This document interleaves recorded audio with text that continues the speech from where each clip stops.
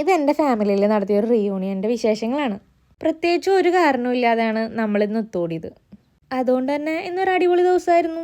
കഴിഞ്ഞ കുറച്ച് ദിവസങ്ങളായിട്ട് ഫാമിലിയുടെ വാട്സപ്പ് ഗ്രൂപ്പിൽ ഭയങ്കര ചർച്ചയായിരുന്നു, എവിടെയെങ്കിലും എല്ലാവർക്കും കൂടെ ഒന്ന് കൂടാന്ന്. അങ്ങനെ നമ്മൾ വിചാരിച്ചു വീട്ടിൽ വേണ്ട, പുറത്തെവിടെയെങ്കിലും. അങ്ങനെ നമ്മൾ സ്ഥലമൊക്കെ തപ്പിപ്പിടിച്ച് ഒരു ദിവസം ഫിക്സ് ചെയ്തു, എല്ലാവരോടും ഒത്തുകൂടി. പക്ഷെ ഇതിൽ എൻ്റെ അച്ഛനും അമ്മയില്ല. അച്ഛന് സുഖമില്ലാത്തതുകൊണ്ട് അച്ഛനും അമ്മയും വന്നില്ല. ബാക്കി ഒരുമാതിരി എല്ലാവരും ഉണ്ട്. വെല്ലിച്ചൻ, വെല്ലിമ്മമാർ, ചേട്ടന്മാർ, ചേച്ചിമാർ, പിള്ളേർ, അങ്ങനെ എല്ലാവരും കൂടെ ഹാപ്പി ആയിട്ടുള്ളൊരു ദിവസമായിരുന്നു ഇന്ന്. പണ്ടൊക്കെ വൈകുന്നേരമായ വീട്ടിലെല്ലാവരും വരുമായിരുന്നു. വെല്ലിച്ചന്മാർ, വെല്ലിമ്മമാർ, ചേട്ടന്മാർ, ചേച്ചിമാർ, പിള്ളേർ, അങ്ങനെ കുറേ നേരം വർത്താനമൊക്കെ പറഞ്ഞിരുന്നിട്ട് കുറച്ച് രാത്രിയാകുമ്പോൾ എല്ലാവരും തിരിച്ച് വീട്ടിൽ പോകും.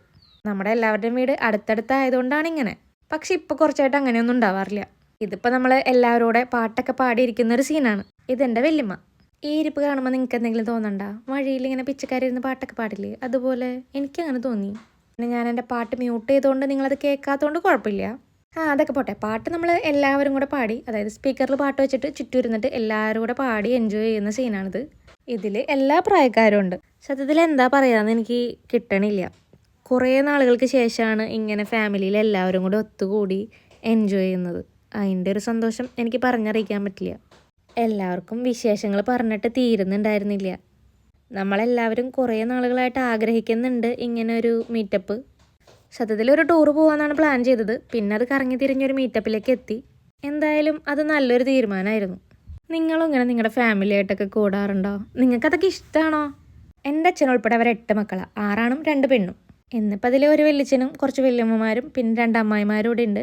അവരുടെ മക്കളും അവരുടെ മരുമക്കളും പേരക്കുട്ടികളൊക്കെയാണ് ഇരിക്കുന്നത്.